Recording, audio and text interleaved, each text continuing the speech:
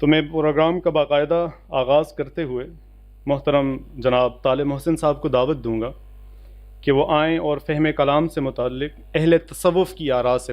جو موضوع ہے، عنوان ہے، اس پر اپنے خیالات کا اظہار فرمائیں۔ طالب محسن صاحب کتاب دلیل راہ کے مصنف ہیں، یونیورسٹی آف سینٹرل پنجاب میں ریلیجیس ڈپارٹمنٹ میں پڑھاتے ہیں، اور المورد میں آج کل وہ حدیث کے جو پروجیکٹ ہے اس میں بطور محقق ہمارے ساتھ کام کرتے ہیں۔ تو جناب طالب محسن صاحب۔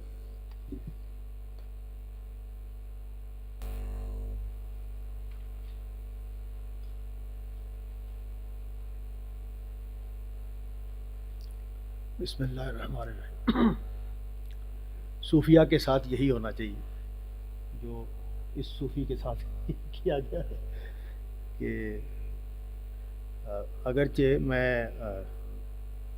صوفی نمائندے کے طور پر نہیں ہوں، ایک طالب علمانہ طریقے سے ان کا جو نقطہ نظر ہے،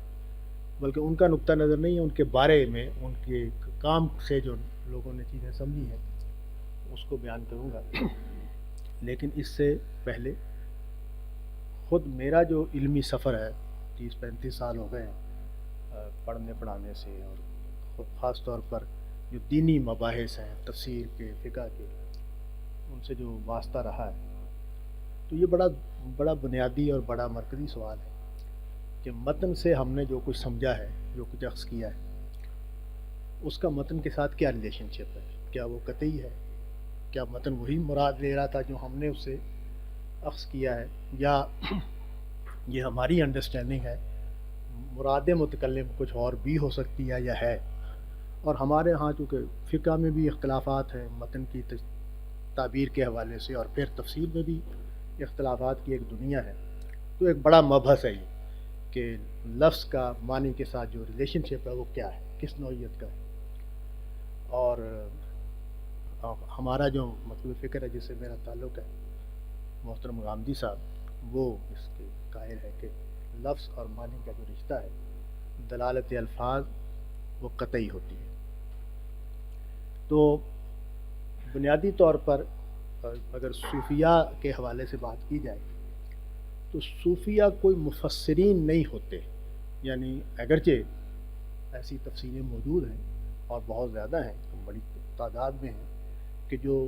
اہل تصوف کے نقطہ نظر سے کچھ چیزیں ویسے تفسیر میں بیان ہوتی ہیں۔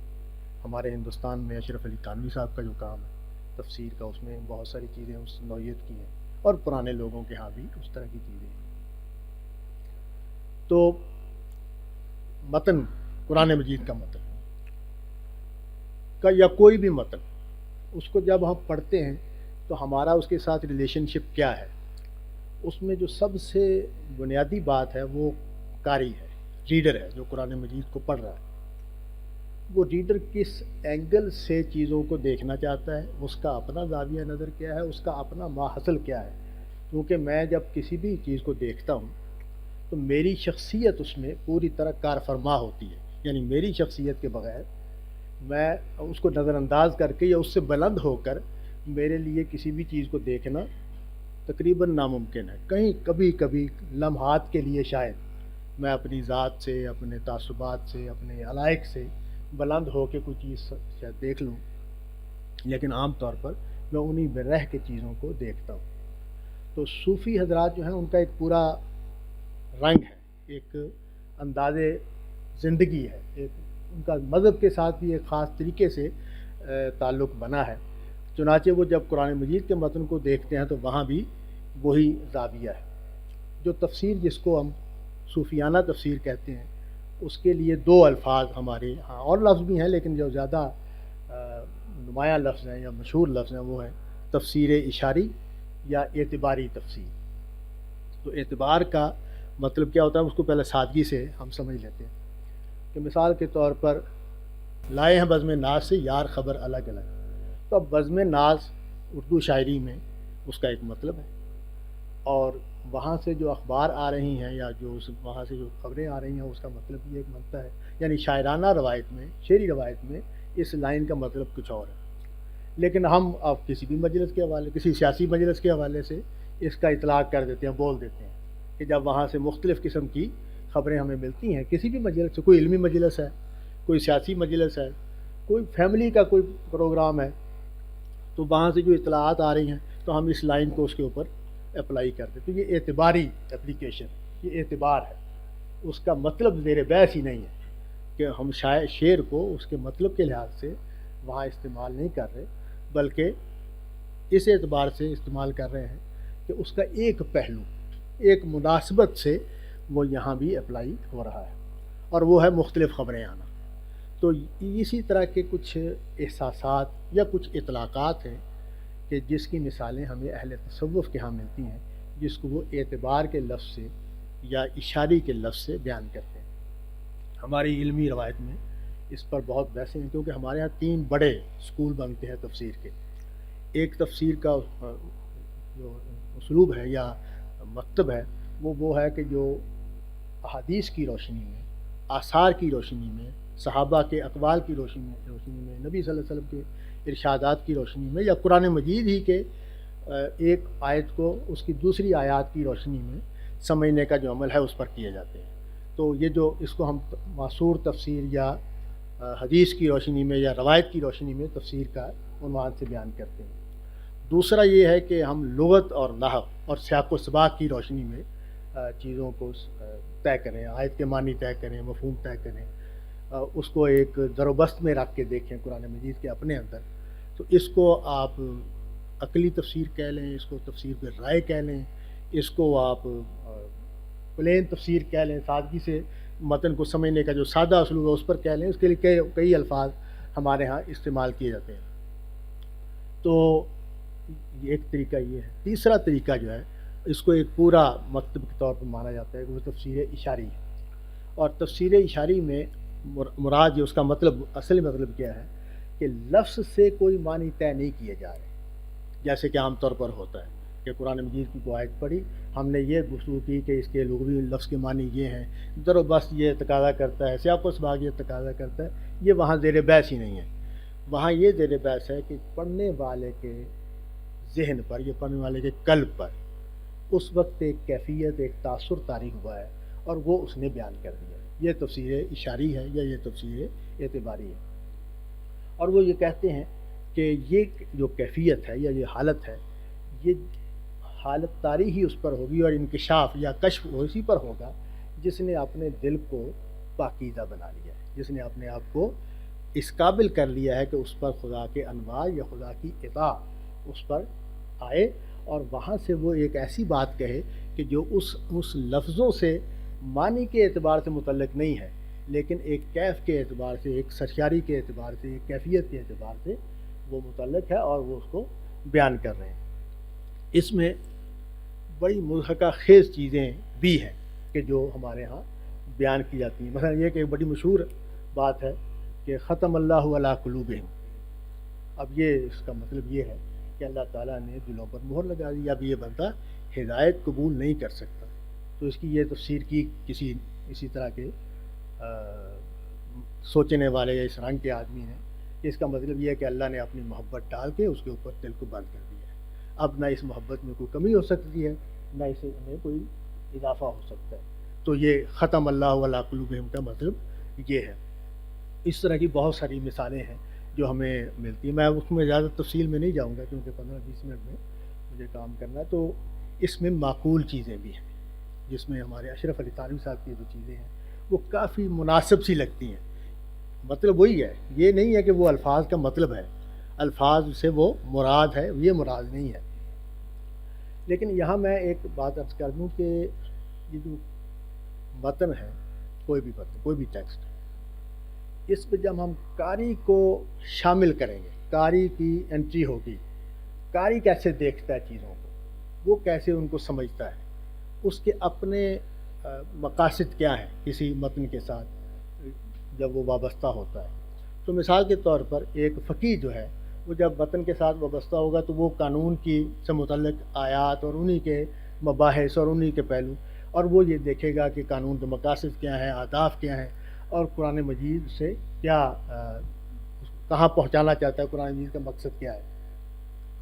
ایسے ہی جو کلامی بحثیں کرتے ہیں جو لوگ، جب وہ متن کو دیکھتے ہیں تو وہ اپنے جو فلسفے کے سوالات ہیں ان کی روشنی میں اسی متن کو دیکھ رہے ہوتے ہیں اور نئے نئے نقطے اور نئے نئے پہلو اس میں سے نکال رہے ہوتے ہیں. تو صوفی جو ہے چونکہ وہ واردات کا انسان ہے، وہ اپنے خدا کے ساتھ جو اس نے تعلق بنایا ہے وہ ہم سے مختلف، یعنی عام مسلمانوں سے مختلف ہے. فرق جو موٹا سا فرق وہ بیان کرتے ہیں مجھے کہ تم لوگ خدا کی فرما برداری کے پیراڈائم میں ہو، اس رنگ میں ہوتے ہو، اور ہم خدا سے محبت کے رنگ میں ہوتے ہیں. یعنی فرق دونوں میں وہ کہ بیان یہ کرتے ہیں جو یعنی صوفیہ سے اگر یہ سوال کیا جائے بھی آپ لوگ کیا کہتے ہو آپ لوگ، تو وہ کہتے ہیں کہ تمہارے اور ہمارے درمیان فرق یہ ہے کہ تم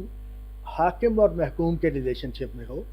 اور ہم محب اور محبوب کے ریلیشن شپ میں ہیں. ہمارا تعلق خدا کے ساتھ محبت کا تعلق ہے.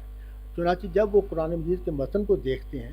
تو محبت الہی کے جو مختلف احوال ہیں یا مختلف کیفیات ہیں جو انسانوں پر ہر محبت جو ہے اس کے لحاظ سے مختلف کیفیات انسانوں پر طاری ہوتی ہیں. وہ کیفیات جو ہیں وہ متن کو پڑھتے ہوئے بھی ان پر طاری ہوتی ہیں اور متن سے وہ اس طرح کے معنی اخذ کر لیتے ہیں، نکال لیتے ہیں. تو میں کچھ چیزیں آپ کو سنانا چاہتا ہوں جو اس رنگ کو بیان کرتی ہیں. جنابت، اب یہ ایک مشہور حالت ہے، کیفیت ہے. تو جنابت سے مراد یہ لیتے ہیں کہ ایک نووارد مذہب کا رتبہ استحقاق کو پہنچنے سے پہلے راز خارج کر بیٹھنا. یعنی اب جو مذہب کے ساتھ ایک تعلق بنا ہے نیا اور اس نئے تعلق میں وہ کچھ چیزوں کو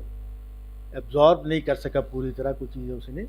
پہلے ہی بیان کر دی ہیں، کچھ حالات جو کیفیات اس پر آئی ہیں اس کو پہلے سے بیان کر دی ہے، اور چنانچہ وہ اپنے اندر اس کو نہیں سنبھال سکا. تو یہ حالت جنابت ہے. اور غسل اس لیے ہے کہ وہ اپنے عہد کی تجدید نو کرے، وہ نئے سرے سے اس عہد کو باندھے. تو یہ باطنیہ جو ایک فرقہ ہے ان کے حوالے سے. اچھا، اسی طرح اہل تشیع کے ہاں بھی اس طرح کی بہت ساری چیزیں ہیں. تو انہوں نے کہا کہ طہارت حاصل کرنے سے مراد ہے کہ امام معصوم کی پیروی کی جائے، یا روزہ یہ ہے کہ آدمی راز کو قابو کر لے، اپنے اندر رازوں کو سنبھالنے کی اہلیت پیدا کر لے، یہ روزہ ہے. کعبہ سے مراد نبی صلی اللہ علیہ وسلم ہیں، باب کعبہ سے حضرت علی مراد ہیں، صفا سے مراد جو ہیں وہ قرآن ہے، اور مروہ سے حضرت علی مراد ہیں. اور صفا اور مروہ کے درمیان صحیح کا مطلب یہ ہے کہ حضرت علی اور قرآن کے درمیان صحیح کو جاری رکھا گیا. تو یہ شیعہ حضرات یا شیعہ نقطہ نظر کے حوالے سے ایک. اچھا، اشرف علی تھانوی صاحب جو ہیں وہ بھی کچھ باتیں اس نوعیت سے اپنی تفسیر میں کرتے ہیں. اس میں مختلف قسمیں بھی بیان کی گئی ہیں تفسیر اشاری کی، وہ میں اس میں آپ کو نہیں زحمت دوں گا، اس لیے کہ ان کا بنیادی جو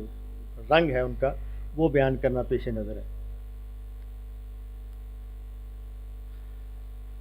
تو یہ جو وہ ایک روایت ہے نبی صلی اللہ علیہ وسلم کی کہ اس گھر میں فرشتے داخل نہیں ہوتے جس میں کتا اور جنبی ہوں. تو انہوں نے کہا کہ اس کا مطلب یہ ہے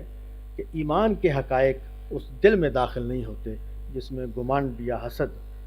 نے اس دل کو ناپاک کر رکھا ہو. تو دل کے ناپاک ہونا مراد ہے، وہ بات مراد نہیں ہے جو روایت کے الفاظ سے سمجھ میں آتی ہے.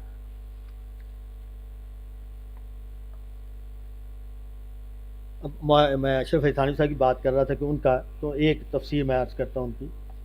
قرآن مجید سورہ بقرہ کی آیت ہے، یا بنی اسرائیل اذکروا نعمتی التی انعمت علیکم واوفوا بعہدی اوفی بعہدکم،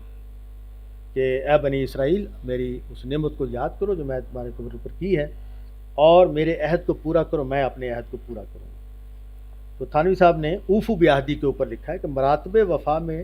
نہایت وسعت ہے، پس ہماری جانب سے اول مرتبہ ادائے کلمہ شہادت ہے اور حق تعالیٰ کی طرف سے جان و مال کی حفاظت ہے، اور اخیر ہماری طرف سے فنا ہے، یہاں تک کہ فنا سے بھی فنا ہو جانا ہے، اور حق تعالیٰ کی طرف سے صفات و اسماء کے انوار سے آراستہ کر دینا. پس وفا کی تفسیر ہیں جو آثار مختلفہ آئے ہیں، اور وہ با اعتبار مراتب متوسطہ کے ہیں، اور وہ بکثرت ہیں. یعنی مطلب یہ ہے کہ انہوں نے جو ایک قرآن مجید میں جو یہاں جس مقام کو میں نے پڑھا ہے وہ تو تاریخ کا حوالہ دے رہا ہے اور یہود کو مخاطب بنایا ہوا ہے، اور یہود سے کہا جا رہا ہے کہ میں نے تمہیں ایک ذمہ داری دی تھی، تمہیں ایک دین دیا تھا، اس کے ساتھ تقاضے تھے جو تم نے پورے کرنے تھے، جس کو کہا کہ تم اپنے عہد کو پورا کرو، میں بھی اپنے عہد کو پورا کروں گا۔ اس سیاق و سباق میں یہ آیت آئی ہے۔ تو مولانا تھانوی صاحب نے اس سیاق و سباق سے الگ عہد، خدا کے ساتھ جو عہد کا معاملہ ہے اس کو لیا، اور اس کے بعد جو ایک بندہ مومن پر ایک حالت یا کیفیت ہونی چاہیے کہ وہ عہد کیا ہے اور اللہ کی طرف سے کیا عطا ہوگا اور میری طرف سے کیا ہونا چاہیے، اس چیز کو انہوں نے بیان کر دیا۔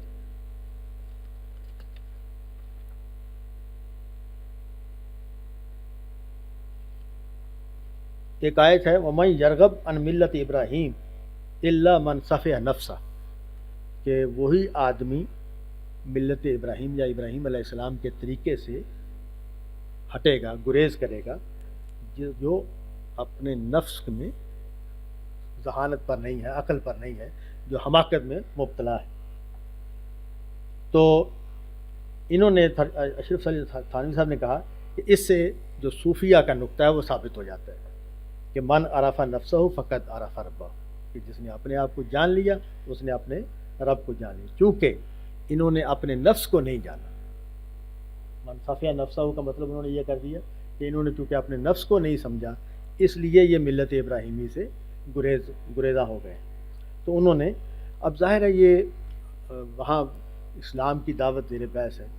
قرآن کی دعوت زیر بحث، اور قرآن کا دعویٰ یہ ہے کہ میری دعوت بالکل وہی ہے، میرا پیغام بالکل وہی ہے جو حضرت ابراہیم علیہ السلام کی دعوت اور ان کا پیغام تھا، اور اس سے گریز صرف وہی کرے گا کہ جو حماقت میں مبتلا ہے۔ اس سے انہوں نے اس ساری کو ایک طرف رکھا اور اس نقطے کو اٹھا لیا کہ نفس کے ساتھ جو رویہ ہے ان کا، یہود کا، وہ چونکہ نفس سے غفلت کا ہے، نفس کو نہ سمجھنے کا ہے، تو اس سے صوفیہ نے جو نقطہ سمجھا تھا کہ جس نے اپنے آپ کو جان لیا اس نے اپنے رب کو جان لیا، وہ نقطہ اس سے ثابت ہوتا ہے۔ تو یہ دو تین مثالیں اور بھی ہیں اور اسی طرح کی۔ تو اب سوال یہ ہے کہ یہ جو اسلوب ہے، یہ طریقہ کار ہے، اس کی کیا گنجائش ہے؟ تو ایک نقطہ نظریہ اور بہت شدید ہے کہ اس کی کوئی گنجائش نہیں ہے۔ لفظوں کو سمجھنے کا جو طریقہ ہے یا کلام کو سمجھنے کا طریقہ ہے، جس کو ان لوگوں نے درایتی تفسیر کے عنوان سے بھی بیان کیا ہوا ہے کہ ہم الفاظ، جملے، قواعد نحو، قواعد زبان، زبان کا عرف، محاورے، اسالیب، اور ایک مصنف جس کی چیز ہم پڑھ رہے ہیں اس کے مقاصد کیا ہیں، اس کے اہداف کیا ہیں، وہ اپنے پورے کلام میں کن چیزوں کو موضوع بنائے ہوئے، اس سب کی روشنی میں ہم کلام کو سمجھیں۔ اس کو درایتی تفہیم ان لوگوں نے قرار دیا ہے، یا اس کو یا ہم کہہ سکتے ہیں کہ لسانی حوالے سے یا زبان کے قواعد کے حوالے سے کلام کو سمجھنے کی روایت جو ہے۔ تو اس میں یہ طریقہ انہوں نے، یہی صحیح طریقہ ہے، ایک نقطہ نظر یہ ہے، اور اس میں اس کی کوئی گنجائش نہیں بنتی کہ کسی کلام کو پڑھتے وقت کسی آدمی پر اگر کوئی کیفیت طاری ہوئی ہے تو اس کو اس کی تفسیر کے طور پر قبول کر لیا جائے۔ تو یہ بہت ساری تنقیدیں اس حوالے سے لکھی گئی ہیں، اور چونکہ اس میں جو مثالیں میں نے عرض کی ہیں، ایک دو مثالیں دیکھی جن میں بڑی ناقابل قبول ہیں، بعض اوقات ان کو پڑھ کے آدمی کو ہنسی آتی ہے کہ یہ کیسے ہو سکتا ہے، یہ مراد کیسے ہو سکتی ہے، تو یہ قابل قبول نہیں ہے۔ لیکن ایک اینگل سے دیکھیں کہ جب میں کسی کلام کو پڑھتا ہوں تو جب میرے حالات اور میری کیفیات اس کلام کے ساتھ، یا میرا علم یا میرا در و بس یا میرے ذہن میں موجود اشکالات یا سوالات یا میری ضرورتیں کلام کے ساتھ جو وابستہ ہیں، جب میں ان کی، تو مجھے کچھ ایسے نقطے سمجھ میں آتے ہیں کہ جو اس کلام کے ظاہر کا سے تعلق نہیں رکھتے، یعنی میں نے اس نقطے کو سمجھا، میں نے اس کیفیت کو سمجھا۔ مثال کے طور پر قرآن مجید نے خاندان کے حوالے سے بہت سارے احکام دیے ہوئے ہیں، نکاح کے حوالے سے بھی، طلاق کے حوالے سے بھی۔ میرے کچھ مسائل ہیں تو مجھے ایک آیت سے یہ نقطہ سمجھ میں آیا کہ اصل میں مرد کو یہ کرنا چاہیے، مرد کو یہاں کھڑا ہونا چاہیے، مرد کی جو پوزیشن ہے وہ یہ ہے، جو اللہ تعالیٰ نے قرآن مجید میں کچھ اشارہ مجھے مل گیا ہے جس کو اس نے بیان کیا ہے۔ تو میرے لیے وہ مفید مطلب بات ہے جو میرے فائدے کے لیے مجھے حاصل ہو گئی ہے، اگرچہ میں اس کو تفسیر کے طور پر بیان نہیں کرنا چاہیے مجھے، یا یہ نہیں کہنا چاہیے کہ یہ بات قرآن مجید میں بیان ہوئی ہے، تو اس کو قابل قبول نہیں قرار دیا جائے گا کہ جب اس طرح کی بات اس طرح کہی جائے گی۔ مجھے وقت بتا دیجیے گا، میں اب چند آخری کلمات عرض کرتا ہوں۔ تو میں یہ عرض کر رہا تھا کہ یہ اس اعتبار سے اہل علم کے ہاں قابل قبول نہیں ہے کہ اس کو قرآن مجید کی تفسیر کے طور پر لیا جائے، لیکن وہ یہ کہتے ہیں کہ اگر الفاظ سے مناسبت رکھتی ہو اور الفاظ کے معنی کی نفی نہ کرتی ہو، جیسے باطنیہ کی جو تفسیر میں نے ایک مثال دی تھی، تو اس میں ہوتا یہ ہے کہ جو اصل متن کے معنی ہیں یا متن کے جو ظاہری معنی ہیں، اچھا ظاہری معنی بھی ایک بڑا مسئلہ ہے، کیونکہ جو لوگ یہ تفسیر کرتے ہیں یا باطنیہ جو بات کہتے ہیں وہ کہتے ہیں کہ نبی صلی اللہ علیہ وسلم نے فرمایا کہ قرآن مجید کا ایک ظاہر ہے اور ایک باطن ہے، تو قرآن مجید نے بھی کہا کہ افلا یتدبرون القرآن، تو اس کا یہ مطلب تو نہیں ہے نا کہ ظاہری الفاظ کا مطلب عربوں کی سمجھ میں نہیں آ رہا تھا، اس کا مطلب یہ ہے کہ کوئی گہری بات ہے اس سیاق و سباق میں، اس متن میں، جس تک وہ عرب نہیں پہنچ پا رہے۔ تو انہوں نے کہا کہ خود قرآن سے بھی معلوم ہوتا ہے، نبی صلی اللہ علیہ وسلم کی ارشاد سے بھی معلوم ہوتا ہے کہ اس متن کے پیچھے ایک بات ہے، لیکن کیونکہ باطنیہ کے ہاں یہ بات واضح ہو جاتی ہے کہ وہ قرآن مجید کی دی ہوئی شریعت، قرآن مجید کے دیے ہوئے عقائد، انہی کا ابطال کرتے ہیں، تو اس لیے وہ تو رد ہو گئے۔ صوفیہ کے ہاں بالعموم یہ کام نہیں ہوتا، یعنی وہ قرآن مجید کی شریعت اور قرآن مجید کے جو عقائد کا نظام ہے اس کو چھیڑے بغیر اس میں ایڈیشنز کرتے ہیں۔ تو بعض لوگوں نے کہا جو حمایت میں کھڑے ہیں صوفیہ کی، کہ اگر کوئی ایسی تفسیر کی جائے جس میں قرآن مجید کے ظاہری معنی کو نہ کیا جائے، اس کا اغلاط نہ کیا جائے، اس کو نظر انداز نہ کیا جائے، اس کو مانا جائے، اس کو اسٹیبلش کر کے، اس کا اثبات کر کے پھر آگے کوئی بات کی جائے، اور وہ الفاظ کی نفی نہ کرتی ہو، الفاظ سے مغایرت نہ رکھتی ہو، قرآن کی تعلیمات سے مغایرت نہ رکھتی ہو، تو اس کو قبول کیا جا سکتا ہے۔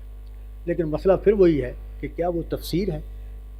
وہ قرآن مجید کے مراد ہے جو بیان ہو رہی ہے؟ تو یہ بات جو ہے یہ اپنی جگہ پہ ایک بڑا سوالیہ نشان ہے کہ وہ مراد نہیں ہے۔ اچھا، ایک میں جاتے جاتے یہ بات عرض کر دوں کہ یہ جو تین باتیں کہی جا رہی ہیں، کہ ایک تفسیر ہوتی ہے جو الفاظ کے مطلب سے متعلق رکھتی ہے، ایک تفسیر وہ ہوتی ہے جو روایات یا آثار کی روشنی میں کی جاتی ہے، اور ایک تفسیر وہ ہوتی ہے جو اشاری ہوتی ہے۔ تو میں یہ دیکھتا ہوں، جتنا میرا مطالعہ ہے، میں نے قدیم ترین عربی تفسیروں پر بھی نظر ڈالی ہے، درمیانے زمانے کی اور اب جدید لوگوں کی بھی، تو ہر تفسیر میں تینوں طرح کی چیزیں ہوتی ہیں۔ یعنی جو میرا تجربہ ہے جس سے میں گزرا ہوں وہ یہ کہ ایسی تفسیر بھی ہر مصنف کرتا ہے جو الفاظ کے معنی، اس کی دلالت، سیاق و سباق کی دلالتیں اور قرآن مجید کے نظائر وغیرہ کی بحث کر کے وہ کہتا ہے کہ اس کا مطلب یہ ہے۔ ایسی تفسیریں بھی ہوتی ہیں کہ جو اس سے الگ ہوتی ہیں، یا بعض اوقات روایت کی روشنی میں اصرار کیا جا رہا ہوتا ہے کہ چونکہ نبی صلی اللہ علیہ وسلم نے یہ بات بیان کر دی ہے اس لیے اس کا مطلب یہ ہے، اور یہ اس کی بھی بہت ساری مثالیں ہر تفسیر میں مل جائیں گی کہ وہ صرف آثار کی وجہ سے، نبی صلی اللہ علیہ وسلم کے کسی ارشاد کی وجہ سے، یا نبی صلی اللہ علیہ وسلم کے جاری کردہ کسی عمل کی وجہ سے وہ تفسیر کی جا رہی ہوتی ہے، اور الفاظ بعض اوقات سوال پیدا کر رہے ہوتے ہیں کہ کیا واقعی اس کا وہ مطلب بنتا ہے یا نہیں بنتا، لیکن یہ کہہ کے کہ چونکہ نبی صلی اللہ علیہ وسلم کی بات اس طرح کی ہے تو اس کو مانا جا رہا ہوتا ہے، اور یہ بھی اس کی مثالیں بھی ہر جگہ پہ ہمیں ملتی ہیں۔ اور تیسری مثال بھی ہمیں ملتی ہے، وہاں مودودی صاحب بڑے، وہ ظاہر ہے وہ ان کا جو رنگ تفسیر ہے وہ بالکل وہی ہے جو مثال کے طور پر روایت والے نقطہ نظر کا ہے،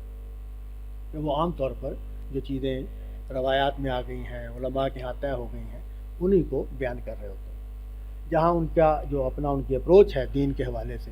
غلبہ اسلام کا جو،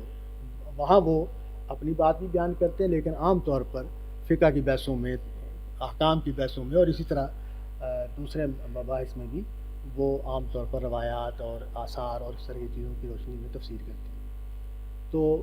قرآن مجید کی ایک آیت ہے امرہم شورا بینہم، اب یہ آیت جس سیاق و سباق میں پڑھی ہوئی ہے سورہ شورا میں، اس میں مسلمانوں کا ایک وصف بیان کیا گیا ہے کہ یہ اپنے معاملات کرتے ہوئے آپس میں مشورہ کرتے ہیں۔ اس کو انہوں نے اٹھایا اور جدید جمہوریت سے، جمہوریت کا جو نظام ہے اس کے جو بڑے بڑے قواعد بنتے ہیں وہ انہوں نے اس میں سے نکال کے دکھا دی. تو مطلب یہ ہے کہ ایک اعتبار ہے جو انہوں نے اختیار کیا ہے اور اس سے اپنے زمانے کے ایک بڑے مسئلے کو حل کیا ہے. بہت بہت شکریہ.